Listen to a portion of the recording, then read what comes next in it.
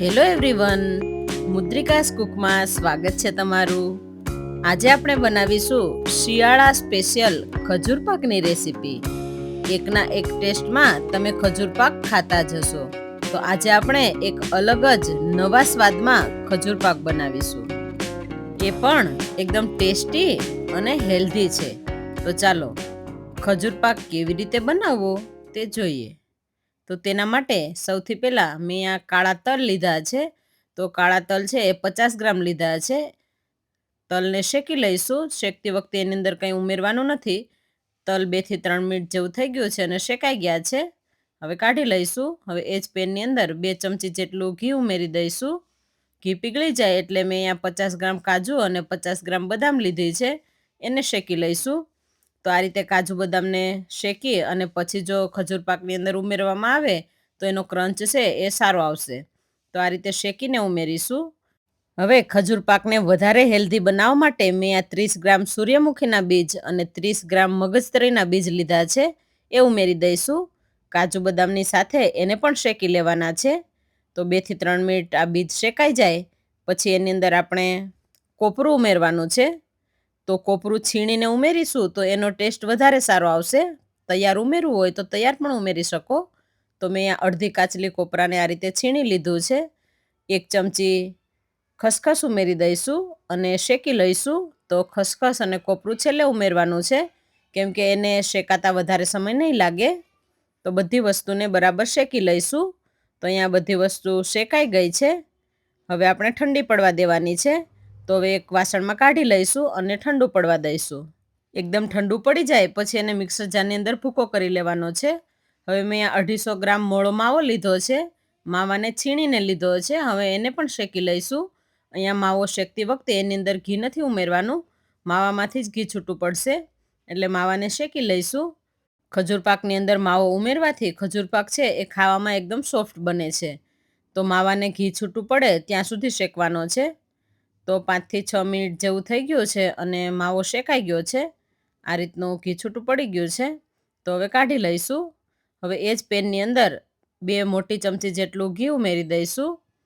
ઘી બરાબર પીગળી જાય એટલે એની અંદર ખજૂર ઉમેરવાનો છે. તો મેં 1 કિલો ખજૂર ઠળિયા કાઢીને લીધો છે અને ખજૂર છે એ અહીંયા પોચો લીધો છે, આસાનીથી પીગળી જાય એવો લીધો છે. જો કડક ખજૂર હોય તો એને ઘીમાં વધારે સમય શેકવો પડે છે અને પીગળતા વાર લાગે છે, એટલા માટે અહીંયા પોચો ખજૂર છે એવો જ લેવાનો છે. તો એકદમ સરસ ખજૂરને ઘી સાથે મિક્સ કરવાનો છે અને શેકી લેવાનો છે. તો ખજૂર શેકાઈ ગયો છે. હવે એની અંદર માવો ઉમેરી દઈશું. માવાને બરાબર ખજૂર સાથે મિક્સ કરી લેવાનો છે. 7 થી 8 મિનિટમાં આપણો ખજૂર શેકાઈ ગયો છે અને માવો મિક્સ કરી અને બરાબર બંને મિક્સરને એક સરખા કરી લેવાના છે. તો અહીંયા માવો છે એ બરાબર ખજૂર સાથે મિક્સ થઈ ગયો છે. હવે આપણે જે ડ્રાયફ્રૂટ રાખેલું હતું એ ઠંડુ પડી ગયું છે. હવે એનો ભૂકો કરી લઈશું. તો આ બધી વસ્તુને આપણે એકદમ ઝીણો ભૂકો નથી કરવાનો, થોડો અધકચરો રહે એ રીતે કરવાનો છે. તો મિક્સરને ચાલુ બંધ કરીને કરીશું એટલે અધકચરો ભૂકો થશે. બધી વસ્તુને આપણે ઘીમાં શેકેલી છે એટલે ભૂકો કરતાં વધારે સમય નહીં લાગે. તો એ બધો ભૂકો આપણે ખજૂર પાકના મિક્સરની અંદર ઉમેરી દઈશું. હવે એની અંદર 3 ચમચી સાકરનો ભૂકો ઉમેરવાનો છે. 3 ચમચી જેટલા કાળા તલ. અહીંયા આપણે સાકરનો ભૂકો એટલા માટે ઉમેરેલો છે કે આપણે ડ્રાયફ્રૂટ અને બીજી બધી વસ્તુ છે એ વધારે પ્રમાણમાં ઉમેરેલી છે. જો વધારે પ્રમાણમાં તમે ન ઉમેરતા હોય તો તમે સાકરને સ્કીપ કરી શકો. હવે બધી વસ્તુને બરાબર મિક્સ કરવાની છે. બધી વસ્તુ બરાબર મિક્સ થઈ ગઈ છે. હવે આપણે થોડું ઠંડુ પડવા દઈશું. ઠંડુ પડે પછી આપણે બરાબર શેપ આપવાનો છે. તો હવે ઠંડુ પડી ગયું છે. હવે આ રીતનો લુઓ લઈશું. આ રીતે ગોળ કરી અને વણવાનો છે. તો મેં અહીંયા નીચે બટર પેપર રાખેલું છે, એના પર લુઓ રાખી દઈશું અને બીજું બટર પેપર પણ એના પર રાખી દેવાનું છે, કેમ કે પોચો ખજૂર છે એટલે વેલણમાં ચીપકે નહીં, એટલા માટે આપણે બટર પેપરનો ઉપયોગ કરીશું. હવે આ રીતે રોટલી વણી લેવાની છે. તો બધી બાજુથી એક સરખી વણાય એ રીતે વણી લઈશું. તો અહીંયા રોટલી વણાઈ ગઈ છે. હવે ઉપરનું બટર પેપર છે એ હટાવી લઈશું. હવે આપણે ખજૂર પાક બિસ્કિટવાળો બનાવવાના છીએ. તો મેં અહીંયા 25 થી 26 નંગ બિસ્કિટ લીધા છે. હવે એને ખજૂર પાકની અંદર ઉમેરી અને રોલ વાળવાનો છે. તો આ રીતે બિસ્કિટના ટુકડા કરી અને રોટલી પર થોડું પ્રેસ કરી અને રાખી દઈશું. અહીંયા જેમ બને એમ નાના ટુકડા કરવાના છે એટલે રોલ વાળતી વખતે બરાબર રોલ વળે. તો આ રીતે ટુકડા ગોઠવી દીધા છે. હવે થોડું થોડું પ્રેસ કરી દઈશું. તો આ રીતે બિસ્કિટને પ્રેસ કરી લીધા છે. હવે આપણે રોલ વાળવાનો છે. તો આ રીતે રોલ વાળી દઈશું. અહીંયા ઢીલો ખજૂર છે એટલે રોલ છે એ બરાબર ન વળે તો આપણે થોડી વાર ઠંડુ પડવા દેવાનું છે. તો આ રીતનો રોલ વળી ગયો છે. હવે એના પર બીજી રોટલીનો પણ રોલ વાળવાનો છે એટલે બિસ્કિટ છે એ બહાર નીકળે નહીં. તો આ રીતે બીજી રોટલી વણી અને ફરી પાછો રોલ વાળી દઈશું. તો આ રીતનો રોલ વળી ગયો છે. બંને બાજુથી બરાબર પેક કરી અને આ રીતે થોડું પ્રેસ કરી લઈશું. હવે રોલ છે એ એકદમ સરસ બની ગયો છે. હવે ઉપરથી તલ ઉમેરી અને ગાર્નિશ કરી લઈશું. તો આ રીતે જે પ્રમાણે તમારે તલ ઉમેરવા હોય એ પ્રમાણે તલ ઉમેરી અને ગાર્નિશ કરી લઈશું. અને થોડું ઠંડુ પડે પછી આપણે કાપા પાડવાના છે. જો ગરમ ગરમ હશે તો બરાબર કાપા નહીં પડે, એટલા માટે ઠંડુ પડી જાય પછી કાપા પાડી લઈશું. તો આ રીતે ઠંડુ પડી ગયું છે. હવે કાપા પાડી લઈશું. તો ખજૂર પાક આપણે આ રીતે રોલ વાળી લીધા છે. એકદમ સરસ આ રીતના રોલ તૈયાર થઈ ગયા છે. હવે આપણે ખજૂર પાકમાં બીજો કોઈ પણ શેપ આપી શકીએ. તો અહીંયા ફરી પાછી એક રોટલી વણી લઈશું.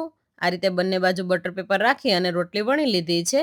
હવે આપણે અંદર બિસ્કિટ આખું ઉમેરી અને એ રીતે બનાવીશું. તો હવે નાની વાટકીની મદદથી આ રીતે ગોળ કટિંગ કરી લઈશું. તો આ રીતે 4 કટિંગ કરી લીધા છે. હવે ખજૂરનું એક લેયર રાખી અને એના પર બિસ્કિટ રાખી દઈશું. એના પર બીજું લેયર રાખી દઈશું અને ફરી પાછું બિસ્કિટ મૂકી અને ત્રીજું લેયર રાખી દઈશું. તો આ રીતે 3 બિસ્કિટ અને 4 ખજૂરના લેયર રાખેલા છે. તમારે જેટલા પડવાળો કરવો હોય એટલા પડવાળો તમે બનાવી શકો. હવે કિનારી પરથી પેક કરી દઈશું. તો આ રીતે હાથમાં લઈ અને ફરતી બાજુ આપણે આ રીતે પેક કરી લેવાનું છે. હવે ફરી પાછું તલથી ગાર્નિશ કરી લઈશું. તો આ રીતે થોડું થોડું પ્રેસ કરતા જઈશું એટલે સાઈડની જે કિનારી છે એ ખુલે નહીં. તો આ રીતે તલ છે એ બધી બાજુથી ગાર્નિશ કરી લીધા છે. હવે ખજૂર પાકના ટુકડા કરી લઈશું. તો આ રીતે 4 ટુકડા કરી લીધા છે અને એકદમ સરસ આપણો આ ખજૂર પાકનું પીસ તૈયાર થઈ ગયું છે. તો તમે આ રીતે પણ શેપ આપી શકો. હવે આપણે લાડુ બનાવી લેવાના છે. તો ખજૂરનું બાકીનું જે મિક્સર છે એની અંદર બિસ્કિટના આ રીતે ટુકડા કરી લઈશું. તો લાડુ બનાવવાના છે એટલે આની અંદર નાના નાના ટુકડા કરી અને મિક્સ કરી લેવાનું છે. મિક્સર સાથે બરાબર બિસ્કિટ મિક્સ થઈ જાય એટલે આ રીતે નાના લાડુ બનાવી લઈશું. તો આ રીતે લાડુ પણ ફટાફટ બની જાય છે. તો હવે કાળા તલથી એને પણ ગાર્નિશ કરી લઈશું. તો આ રીતે આ લાડુ બનાવવા બિલકુલ સરળ થશે. તો બિસ્કિટ ઉમેરી અને લાડુ પણ બનાવી શકાય. તો આ રીતે અલગ અલગ રીતે તમે ખજૂર પાક બનાવી શકો. તો આ રીતે બધા લાડુ આપણે બનાવી લેવાના છે. તો અહીંયા અલગ અલગ શેપમાં ખજૂર પાક બનાવી લીધો છે. હવે એને પિસ્તાથી ગાર્નિશ કરી લઈશું. તો ખાવામાં સુપર ટેસ્ટી એવો ખજૂર પાક બનીને તૈયાર થઈ ગયો છે. તો તમે પણ આ શિયાળામાં નવી રીતે અને નવા સ્વાદમાં ખજૂર પાકની રેસીપી જરૂરથી ટ્રાય કરજો. અને હા, અમારા વિડીયોને લાઈક કરજો, શેર કરજો અને આવી નવી નવી રેસીપી જોવા માટે અમારી ચેનલને સબસ્ક્રાઈબ કરવાનું ના ભૂલતા.